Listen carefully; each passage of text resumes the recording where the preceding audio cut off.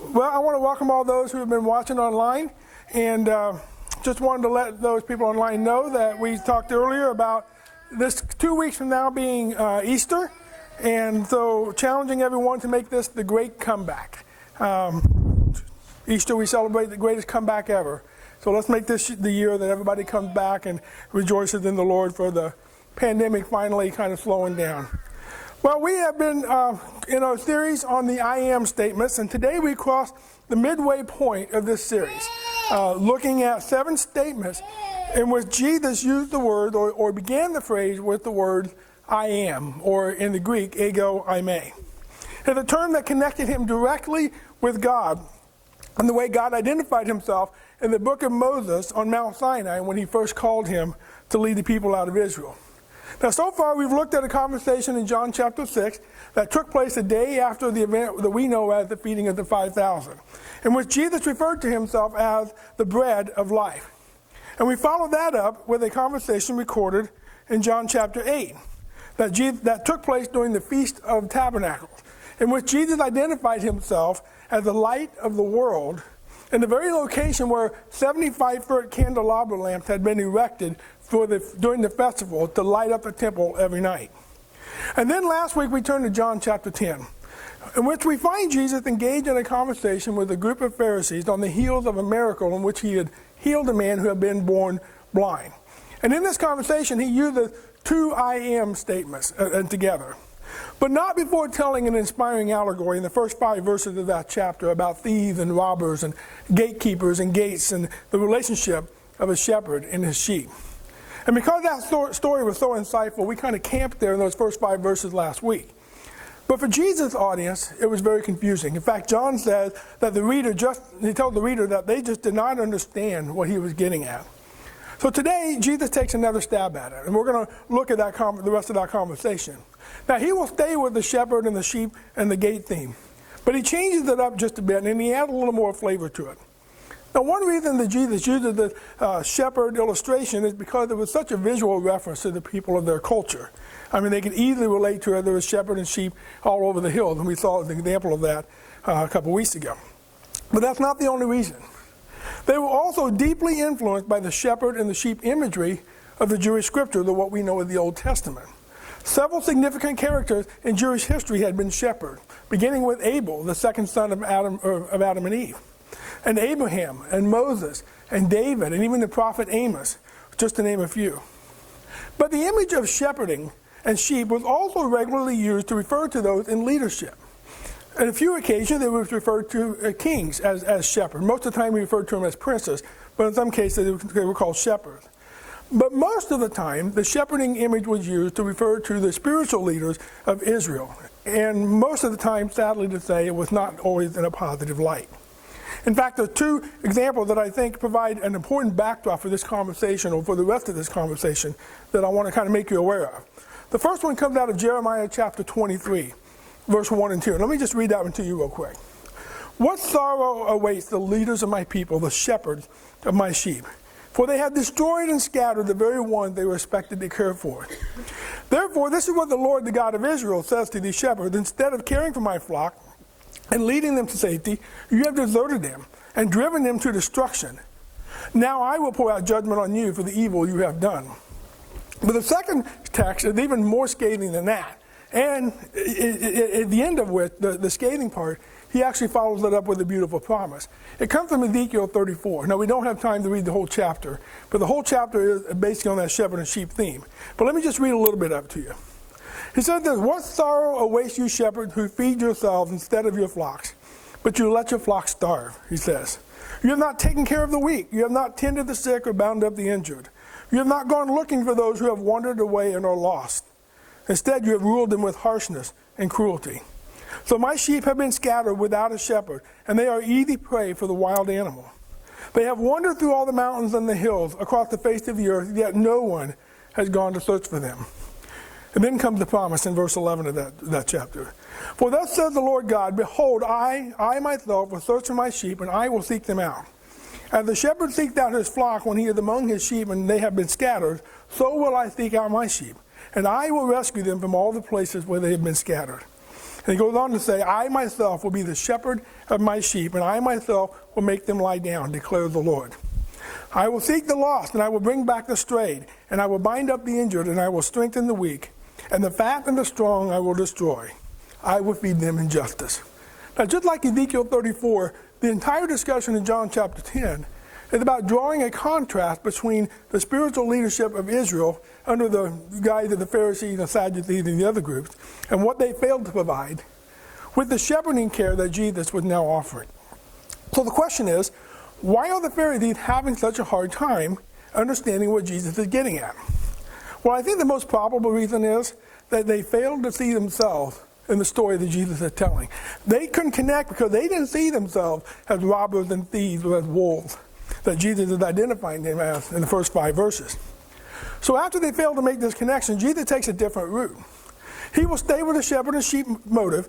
However, if you try to connect the rest of this in chapter 10, verses 7 and on through the first 5 verses, it'll confuse you a little bit. What's not so easily recognizable for those of us who are not familiar with Middle Eastern shepherding, but would have been very easily understood by his audience, is that beginning in verse 7, Jesus actually changes the setting of the sheep. It's not the same setting as it was in the first 5 verses. And in the process, he makes an even more exclusive distinction about himself. Let's read verses 7 to 10, and then we'll kind of unpack that a little.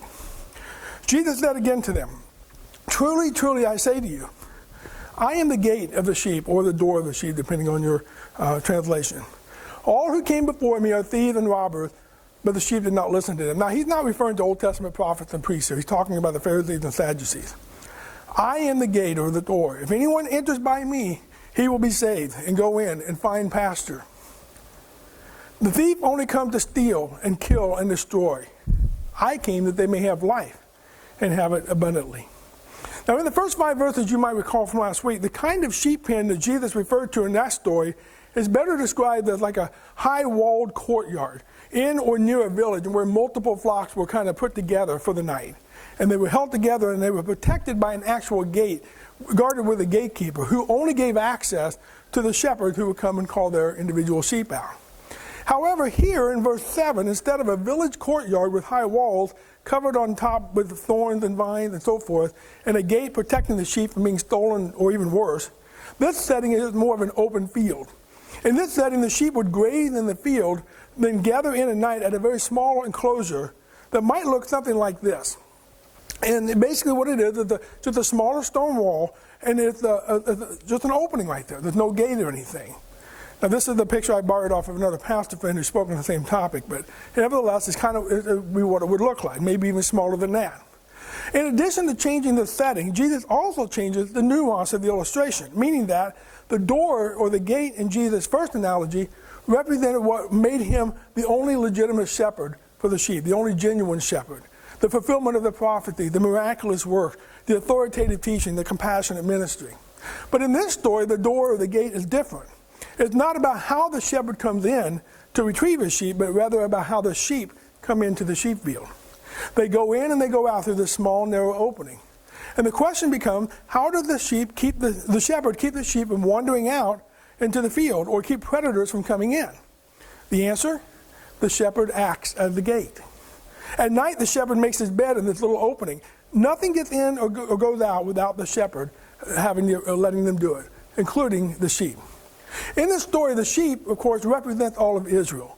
The picture that Jesus is painting here is that if any sheep wants to belong to the fold or to the family of God, the only way he can come in is by the way of the gate, which Jesus is claiming that he himself alone is.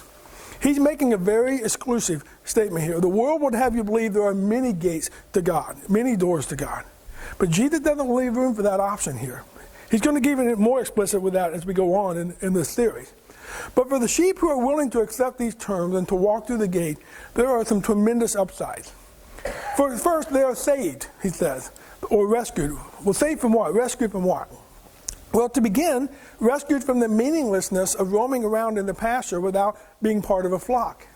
Now, some rogue sheep might think that's appealing, right? I mean, they might mistake it for freedom. No shepherd to answer to or tell them where to go. No flock to bother them or to get in their way or to compete with a comfortable spot in the pen. No restrictions or borders to have to stay within. Nothing like that. That's freedom. But roaming around in a pasture without a flock or a shepherd eventually becomes insufferable, to be honest with you. It leads to a sense of emptiness and loneliness and insignificance. We even become kind of intolerant of our own vanity after a while. We also come to realize that the answers to all of our what-if questions in our existence have no answer outside of ourselves if we don't have a shepherd.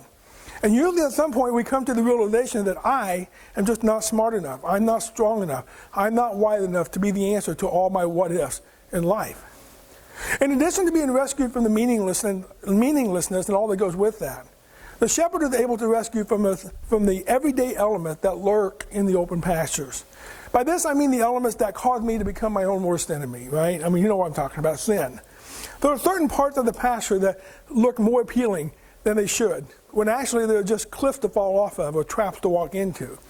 Being under the care of a shepherd who is able to see the whole terrain, who warns us of the dangers and the consequences, and who can rescue us from the traps that we get caught in, is the only way to roam the pasture securely. And of course, wandering in the pasture without a shepherd or flock makes us extremely vulnerable to the thieves and the robbers, who are looking to exploit us or mislead us for their own selfish purposes. We talked about them last week. They may come to us in the form of false teachers with their religious systems that try to fit God neatly into their own little box and want you to kind of join that box. They might be the self-help gurus hoping that we'll buy into their secret recipe for happiness. They may be political idealists selling us on unfulfilled promises of security in their ideology. They might even be rebels who entice us with illusions and heighten our appetites for sin that will only ultimately lead to guilt and shame and fear. But walking through the gate that is Jesus can rescue us from all of that. Jesus said that through him the sheep can go in and out and find pasture. Now, like the sheep shepherd imagery, that phrase also has roots in the Old Testament. It was a way of describing in Jewish life a life that is secure and safe wherever we go. Deuteronomy 28:6, for example, said that a person who is obedient to God is blessed when he comes in and blessed when he goes out. In Numbers 27, in praying to God for Israel's next leader, Moses prayed for one, not knowing at the time that it would be Joshua. He prayed for one who would lead them out and bring them in, so that they would not be as sheep who had no shepherd. In a beautiful prayer in Psalm 121, the author writes, "The Lord will keep you from all evil. He will keep your life. The Lord will keep your going out and your coming in from this time forth and forevermore." So having the ability to go in and out means that the sheep can now go out to pasture with a new confidence, a higher degree of certainty, a stronger sense of security, because he knows that whatever happens, the shepherd has him covered. He's able to graze in the pasture with a comfortable rhythm because he knows that the shepherd is ultimately sovereign over the whole land. To live life with that kind of confidence and that kind of certainty and that kind of purpose is to live life, as we would say, with authority. And that's what he gives the sheep, the ability to live with authority. To be able to come in and go out also strongly suggests the idea of real freedom. A slave or a prisoner does not have the freedom to come in and go out. Many of these would-be messiahs in the first century in Jesus' day promised that they could deliver the Israelites from Roman oppression and be the fulfillment of God's promises. But they didn't understand that the nature of true freedom has nothing to do with who's in charge in the government. Even if they had succeeded, the people still would have been enslaved by their own sins and their own appetites for unrighteousness. But Paul reminds us in Galatians 4 that through Jesus we are no longer slaves to sin, but rather we are sons of the living God. Every promise of freedom and security and happiness that comes from anything or anyone else other than Jesus will ultimately just bankrupt us, spiritually, emotionally, mentally, and maybe even financially or physically. At some point, those who buy into their promises and rhetoric will be seduced, separated, scattered, snatched, sacrificed, or just downright slaughtered.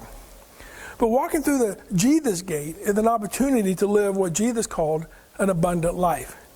Once again, Jesus is speaking of that Zoe life that we talked about the very first week of our series. If you don't remember that, you can go back to week 1, and we talked about the difference between Zoe life and a regular life.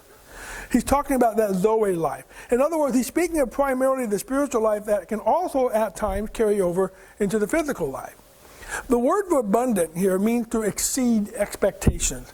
And the root of that word is the word peri, P-E-R-I, where we get our word perimeter or periscope. And what it means is it means all around.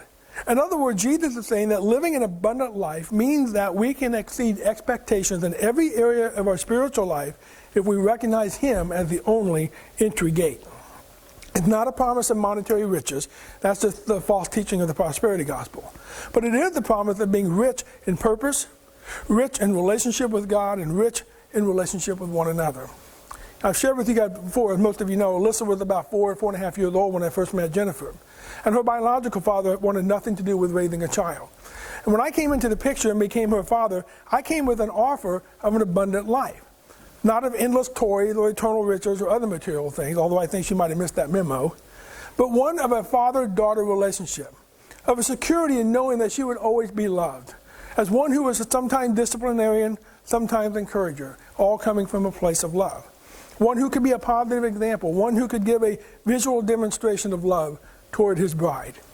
Now, as a human being, I fail in all of these areas at times. But Jesus offers a similar kind of abundant life to all of us, and He never fails. The abundance He gives is manifested in purpose, it's manifested in contentment, in peace, in joy, in love, in perseverance, and in goodness that we think about. He enables us to live life with authority. The abundant life is also knowing that our sense of wholeness and value isn't tied to a relationship with someone who lets us down or keeps us on a moving target. We all know what that's like. But it's based on one who holds the stars and the sky in His hand and who never lets go. And beginning with in verse 11 in John chapter 10, He further quantified just how valuable we are to Him by explaining the extreme to which He will go in protecting us and providing that abundant life for us. He said this, I am the good shepherd. The good shepherd laid down his life for the sheep. He who is the hired hand and not a shepherd, he who does not own the sheep, sees the wolf coming and leaves the sheep and flees. And the wolf snatches them and scatters them. He flees because he is a hired hand and cares nothing for the sheep. I am the good shepherd. I know my own, and my own know me. Just as the Father knows me, and I know the Father. And I lay down my life for the sheep. And I have other sheep that are not of this fold. And I must bring them also, and they will listen to my voice. So there will be one flock, one shepherd. For this reason the Father loves me, because I lay down my life, so that I may take it up again. No one takes it from me, but I lay it down of my own accord. I have the authority to lay it down, and I have the authority to take it up again. This charge I have received from my Father. Now, in the first analogy that Jesus used, He illustrated how His entrance through the door of fulfilled prophecy and miraculous works and trustworthy teaching proved that He is a genuine shepherd who petitioned His sheep by name. His second analogy describes how He functions as the gate shepherd and permits the sheep to enter the flock. Now He described that He is the good shepherd who protects His sheep from danger and devastation and death. The word that He uses for good here is not describing moral goodness. It's the word that means that one has the quality of attractiveness that inspires others to be motivated to embrace what is praiseworthy and beautiful. There's something appealing and winsome about this kind of person who is good. So what makes Jesus so appealing and so winsome? Well, first, because for these sheep who will listen and follow, He will protect them from the hazardous conditions by being self-sacrificial rather than self-preserving. Because sheep are so vulnerable to the elements, shepherding can be a very dangerous business. You might remember King David testified about how he had fought and defeated a lion and a bear protecting his sheep. To Jesus, shepherding the sheep is more than just a job or a responsibility from the Father. They aren't just a means for a payday. To Him, it's personal. His sheep aren't just His livelihood, they are His friends, His family, they are His life. Second, because the sheep are family, He will invest His effort into reassuring of a healthy relationship, modeled after the relationship between the Father and the Son. Just as the Father loves the Son, so the Son loves the sheep. That's why when danger and death come knocking, He doesn't run from the fight, but rather He stands in the gap, taking the blows and taking the punishment Himself. Third, He also provides the sheep with harmonious relationships with other sheep who are not like us. Now, up until this time, Jesus' reference to sheep has always been referring to the Jewish fold. In verse 16, He brings the rest of us into the picture. He announces that His love is not territorial, it's universal. He desires to link us together with other sheep who may march to a different bleat. Yes, that's my little pun for the day. But His desire is to complement our faith with those other sheep, whose experiences and whose expressions are unique and different than ours in order to paint an inspiring and inviting picture to the rest of the world. Now, unfortunately, we haven't always done a great job of that. Jesus is the good shepherd. He is the supreme shepherd who has complete authority. He has authority over the sheep, authority over all the pastures, and even has authority over the wolf who will eventually come calling and demanding his life in just a few months after this conversation took place in John 10. But most importantly, he has authority even over his own life. And yet he was willing to lay it down so that his sheep, in spite of all their ugly blemishes and their filthiness and their unworthiness, can be declared perfect and clean and worthy to enter into the fold that will last for an eternity. He then took it up again to give his sheep the guarantee that the abundant life he speaks of is certain and secure. Here's our tagline for today, the sermon in a statement, if you will. An abundant life lived with authority can only come from the one who had the authority over life, including his own. An abundant life lived with any kind of authority, with any kind of certainty, can only come from the one who had the authority over all of life, including his own, when he can lay it down and when he would lift it up again. It is not the desire of the shepherd that his sheep live with volatility, but rather with vitality. Not in the midst of uncertain conditions, but with unconditional certainty. His desire is that, like David, we will one day say that he is our shepherd who leads us to green pastures and still waters, and just like the song was, that we will dwell forever in the house of the Lord. Let's pray.